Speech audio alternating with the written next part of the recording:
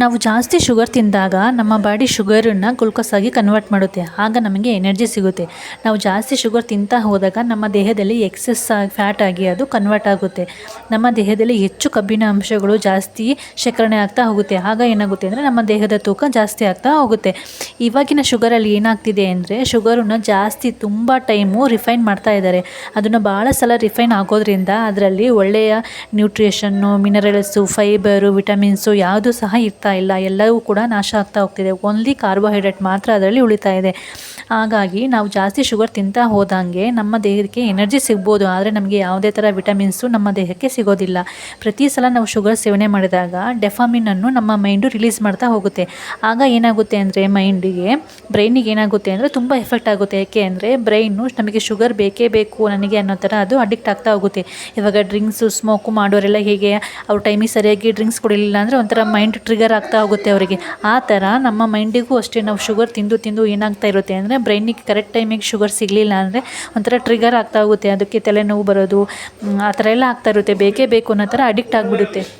Hi hello friends, welcome to my channel. ಇವತ್ತಿನ ವಿಡಿಯೋದಲ್ಲಿ ನಾನು ಶುಗರ್ ನಾವು ಜಾಸ್ತಿ ತಿನ್ನೋದ್ರಿಂದ, ಶುಗರ್ ಅಂತಲೇ ಅಲ್ಲ, ಒಟ್ಟಾರೆ ಸ್ವೀಟ್ಸು ಜಾಸ್ತಿ ನಾವು ತಿನ್ನೋದ್ರಿಂದ ನಮ್ಮ ದೇಹದಲ್ಲಿ ಏನೆಲ್ಲ ಪ್ರಾಬ್ಲಮ್ಸ್ ಆಗುತ್ತೆ, ಏನೆಲ್ಲ ಕಾಯಿಲೆಗಳು ಬರುತ್ತೆ. ಹಾಗೆ ನಾವು ಒಂದು 30 ಡೇಸ್ ಏನಾದ್ರು ಶುಗರನ್ನು ನಾವು ತಿನ್ನೋದನ್ನು ಅವಾಯ್ಡ್ ಮಾಡ್ತಾ ಹೋದ್ವಿ ಅಂದರೆ ನಮ್ಮ ಆರೋಗ್ಯಕ್ಕೆ ಎಷ್ಟೆಲ್ಲ ಲಾಭ ಇದೆ ಅನ್ನೋದನ್ನು ಇವತ್ತಿನ ವಿಡಿಯೋದಲ್ಲಿ ನಾನು ನಿಮಗೆ ಡೀಟೇಲಾಗಿ ತಿಳಿಸ್ಕೊಡ್ತಾ ಹೋಗ್ತೀನಿ. ಸೊ ಬನ್ನಿ ಹಾಗಾದರೆ ವಿಡಿಯೋನ ಸ್ಟಾರ್ಟ್ ಮಾಡ್ತಾ ಹೋಗೋಣ. ಅದಕ್ಕಿಂತ ಮುಂಚೆ ಯಾರೆಲ್ಲ ನನ್ನ ಚಾನಲ್ ಫಸ್ಟ್ ಟೈಮ್ ವಿಸಿಟ್ ಮಾಡ್ತೀರಾ ದಯವಿಟ್ಟು ಸಬ್ಸ್ಕ್ರೈಬ್ ಮಾಡ್ಕೊಳ್ಳಿ. ವಿಡಿಯೋ ಕೊನೆವರೆಗೂ ನೋಡಿ. ವಿಡಿಯೋ ಇಷ್ಟ ಆದರೆ ಒಂದು ಲೈಕ್ ಮಾಡಿ, ಶೇರ್ ಮಾಡಿ. ನಾವು ಬೇರೆ ಬೇರೆ ರೀತಿಯಲ್ಲಿ ಅಗತ್ಯಕ್ಕಿಂತ ಹೆಚ್ಚು ನಾವು ಸಕ್ಕರೆ ತಿಂತಾ ಇದ್ದೀವಿ. ಸಕ್ಕರೆಯಲ್ಲಿರುವಂತಹ ಕಾರ್ಬೋಹೈಡ್ರೇಟು ನಮ್ಮ ದೇಹಕ್ಕೆ ಬೇಕು.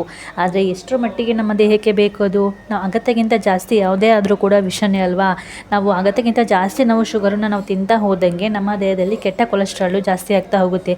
ಆವಾಗ ಫ್ಯಾಟ್ ಜಾಸ್ತಿ ಆಗ್ತಾ ಹೋಗುತ್ತೆ. ಆವಾಗ ಬೊಜ್ಜಿನ ಸಮಸ್ಯೆ, ಈ ಥರ ಎಲ್ಲ ಸಮಸ್ಯೆಗಳು ಸ್ಟಾರ್ಟ್ ಆಗ್ತಾ ಹೋಗುತ್ತೆ. ಇವಾಗ ನಾವು ಶುಗರ್ ಜಾಸ್ತಿ ತಿನ್ನೋದ್ರಿಂದ ಏನೆಲ್ಲ ಸಮಸ್ಯೆ ಸ್ಟಾರ್ಟ್ ಆಗುತ್ತೆ ಅಂತ ನಾನು ಇವಾಗ 1 by 1 ಹೇಳ್ತಾ ಹೋಗ್ತೀನಿ ನಿಮಗೆ. ನಾವು ಶುಗರ್ ಜಾಸ್ತಿ ತಿನ್ನೋದ್ರಿಂದ ದೇಹದಲ್ಲಿ ಇಮ್ಯುನಿಟಿ ಪವರ್ ಕಡಿಮೆ ಆಗ್ತಾ ಹೋಗುತ್ತೆ. ಆಮೇಲೆ ಡೈಜೆಷನ್ಗೂ ಕೂಡ ಸಮಸ್ಯೆ ಆಗುತ್ತೆ. ನಾವು ತಿನ್ನಂಥ ಆಹಾರ ಸರಿಯಾಗಿ ಜೀರ್ಣ ಆಗದೇ ಡೈಜೆಷನ್ ಸಮಸ್ಯೆ ಸ್ಟಾರ್ಟ್ ಆಗ್ತಾ ಹೋಗುತ್ತೆ.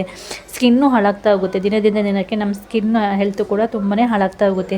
ತೂಕ ಹೆಚ್ಚಾಗ್ತಾ ಹೋಗುತ್ತೆ. ಮತ್ತು ಸ್ಟೆಪ್ 2 ಶುಗರ್ ಬರೋದಕ್ಕೂ ಕೂಡ ಕಾರಣ ಶುಗರೇ ಆಗಿರುತ್ತೆ. ಮತ್ತು ಫ್ಯಾಟಿ ಲಿವರ್ಗೂ ಕೂಡ ಇದು ಕಾರಣ ಆಗುತ್ತೆ. ನಮ್ಮ ಕರುಳಿನ ಆರೋಗ್ಯನೂ ಕೂಡ ತುಂಬಾ ಹಾಳಾಗ್ತಾ ಹೋಗುತ್ತೆ. ನಾವು ಶುಗರ್ ಜಾಸ್ತಿ ತಿನ್ನೋದ್ರಿಂದ ನಮ್ಮ ಬಾಡಿಯಲ್ಲಿ ಜಾಸ್ತಿ ಫ್ಯಾಟ್ ಸ್ಟೋರ್ ಆಗೋದಕ್ಕೆ ಸಕ್ಕರೆನೇ ಮೇಯ್ನ್ ಕಾರಣ ಆಗಿರುತ್ತೆ. ನಮ್ಮ ಹಲ್ಲುಗಳ ಆರೋಗ್ಯನೂ ಅಷ್ಟೇ ತುಂಬ ದಿನಕ್ಕೆ ಹಾಳಾಗ್ತಾ ಹೋಗುತ್ತೆ.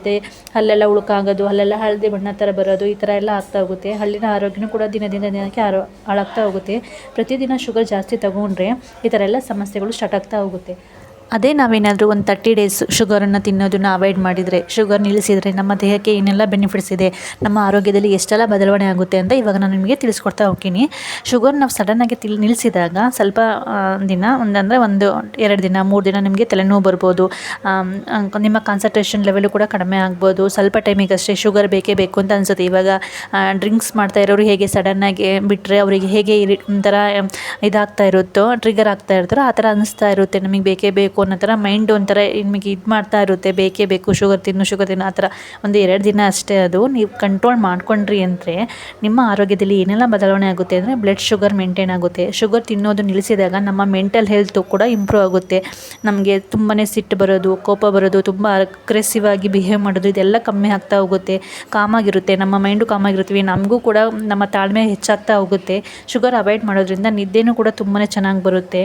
ಆಗ ವೆಯ್ಟ್ ಲಾಸ್ಗೂ ಕೂಡ ತುಂಬಾ ಹೆಲ್ಪ್ ಆಗುತ್ತೆ ಶುಗರ್ನ ಅವಾಯ್ಡ್ ಮಾಡೋದ್ರಿಂದ. ಯಾಕೆಂದರೆ ಶುಗರ್ ಜಾಸ್ತಿ ತಿಂದಾಗ ಕೊಲೆಸ್ಟ್ರಾಲ್ ಜಾಸ್ತಿ ಹೋಗುತ್ತೆ. ಆವಾಗ ಹೊಟ್ಟೆ ಸುತ್ತ, ಬೊಜ್ಜಿನ ಸಮಸ್ಯೆ ಆ ಥರ ಎಲ್ಲ ಬರ್ತಾ ಹೋಗುತ್ತೆ. ಇವಾಗ ನೀವು ಅಬ್ಸರ್ವ್ ಮಾಡಿರ್ಬೋದು, ಮಕ್ಕಳಿಗಾದ್ರೂ ಅಷ್ಟೇ, ದೊಡ್ಡವರಾದ್ರೂ ಅಷ್ಟೇ, ಯಾರು ಬೇಕ್ರಿ ಐಟಮ್ಸ್ ಜಾಸ್ತಿ ತಿಂತಾರೆ, ಮೈದಾ ಐಟಮು, ಜಂಕ್ ಫುಡ್ಡು, ಜಾಸ್ತಿ ಶುಗರ್ ಇರೋದು ಯಾರು ಜಾಸ್ತಿ ತಿಂತಾರೆ ಅವರು ಆಲ್ಮೋಸ್ಟ್ ಆಲ್ ಅವರಿಗೆ ಬೊಜ್ಜಿನ ಸಮಸ್ಯೆ ಬಂದಿರುತ್ತೆ. ಅದೇ ನೀವು ಅದನ್ನು ಅವಾಯ್ಡ್ ಮಾಡ್ತಾ ಹೋದ್ರೆ ಅಂದರೆ ನಿಮ್ಮ ವೆಯ್ಟ್ ಲಾಸ್ಗೆ ಅದು ತುಂಬಾ ಹೆಲ್ಪ್ ಆಗುತ್ತೆ.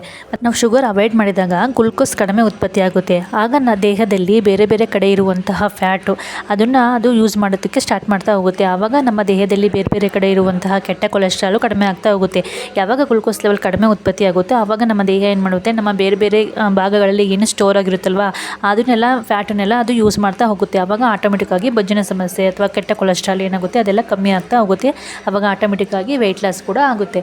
ನೆಕ್ಸ್ಟ್ ಏನು ಬೆನಿಫಿಟ್ ಆಗುತ್ತೆ ಅಂದರೆ ಇವಾಗ ಪಿಂಪಲ್ಸು, ಡಾರ್ಕ್ ಸರ್ಕಲ್ಲು, ಚರ್ಮ ಯಾರಿಗೆ ತುಂಬಾ ಹಾಳಾಗ್ತಾ ಇರುತ್ತೆ ಅವರಿಗೆಲ್ಲ ನಾವು ಶುಗರನ್ನು ಅವಾಯ್ಡ್ ಮಾಡ್ತಾ ಬರೋದ್ರಿಂದ ಸ್ಕಿನ್ ತುಂಬಾ ಚೆನ್ನಾಗಾಗುತ್ತೆ. ಏಕೆಂದರೆ ಇನ್ಸುಲಿನ್ ಹಣ್ಣು ಕೊಲಾಜನ್ ಪ್ರೋಟೀನನ್ನು ನಾಶ ಮಾಡ್ತಾ ಇರುತ್ತೆ. ಆಗ ಚರ್ಮದಲ್ಲಿ ಪಿಂಪಲ್ಸ್ ಆಗ್ತಾ ಇರುತ್ತೆ, ಸ್ಕಿನ್ನ ಹೊಳಪು ಕಡಿಮೆ ಆಗ್ತಾ ಹೋಗುತ್ತೆ. ಅದೇ ನಾವು ಶುಗರನ್ನು ಅವಾಯ್ಡ್ ಮಾಡಿದಾಗ ಈ ಥರ ಸಮಸ್ಯೆಗಳೆಲ್ಲ ಅವಾಯ್ಡ್ ಆಗ್ತಾ ಹೋಗುತ್ತೆ. ನಮ್ಮ ಸ್ಕಿನ್ ಹೆಲ್ತ್ ಕೂಡ ತುಂಬಾ ಚೆನ್ನಾಗಿರುತ್ತೆ. ಮತ್ತು ನಮ್ಮ ಬಾಯಲ್ಲಿರುವಂತಹ ಸ್ವಾದ ಗ್ರಂಥಿಗಳು ರಿಯಾಕ್ಟಿವ್ ಆಗ್ತವೆ. ನಾವು ಯಾವಾಗ ಶುಗರನ್ನು ಕಮ್ಮಿ ತಿಂತೀವಿ ಆವಾಗ ಅವು ರಿಯಾಕ್ಟಿವ್ ಆಗಿ ನಾವು ನ್ಯಾಚುರಲ್ ಆಗಿ ಸಿಗುವಂಥ ಫ್ರೂಟ್ಸ್ ಕೂಡ ನಮಗೆ ತುಂಬಾ ಸ್ವೀಟ್ ಅಂತ ಅನಿಸ್ತಾ ಇರುತ್ತೆ.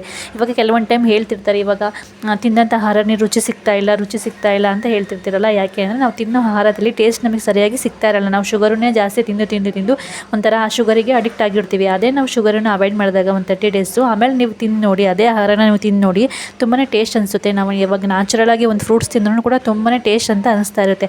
ಮತ್ತು ಇನ್ನೊಂದು ಬೆನಿಫಿಟ್ ಏನಪ್ಪ ಅಂದರೆ ನಮ್ಮ ಡೈಜೆಷನ್ ಇಂಪ್ರೂವ್ ಆಗ್ತಾ ಹೋಗುತ್ತೆ. ನಮ್ಮ ದೇಹದಲ್ಲಿ ನಮ್ಮ ಹೊಟ್ಟೆ ಒಳಗಡೆ ಒಳ್ಳೆಯ ಬ್ಯಾಕ್ಟೀರಿಯಾಗಳು ಉತ್ಪತ್ತಿ ಆಗ್ತಾ ಹೋಗುತ್ತೆ. ಏಕೆಂದರೆ ನಾವು ಬರೀ ಶುಗರ್ ತಿಂದು ನಮ್ಮ ದೇಹದಲ್ಲಿ ಕೆಟ್ಟ ಬ್ಯಾಕ್ಟೀರಿಯಾಗಳೇ ಇರುತ್ತೆ. ಆದರೆ ನಾವು ಶುಗರ್ ಅವಾಯ್ಡ್ ಮಾಡಿದಾಗ ನಮ್ಮ ಹೊಟ್ಟೆ ಒಳಗಡೆ ಒಳ್ಳೆಯ ಬ್ಯಾಕ್ಟೀರಿಯಾಗಳು ಉತ್ಪತ್ತಿಯಾಗಿ ನಮ್ಮ ಡೈಜೆಷನ್ ಕೂಡ ಇಂಪ್ರೂವ್ ಆಗುತ್ತೆ, ನಮ್ಮ ಹ್ಯೂಮಿನಿಟಿ ಪವರು ಕೂಡ ಇಂಪ್ರೂವ್ ಆಗ್ತಾ ಹೋಗುತ್ತೆ.